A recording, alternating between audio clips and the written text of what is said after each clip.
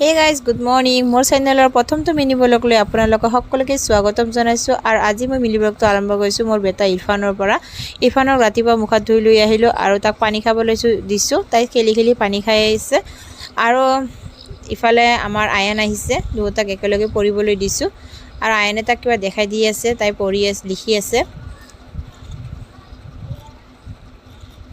আৰু মই আহি গ'লোঁ মানে পাকঘৰত মই এতিয়া ৰাতিপুৱাৰ পৰা আমাৰ হাউচ ৱাইফৰ কামেই এইটো।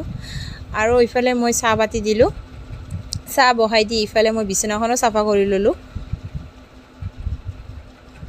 আৰু আমাৰ ইৰফানৰ আব্বাই আহিলে মুখত ধুই তাক পানী খাবলৈ দিলোঁ। আৰু ইফালে মোৰ চাহও ৰেডি হৈ গ'ল।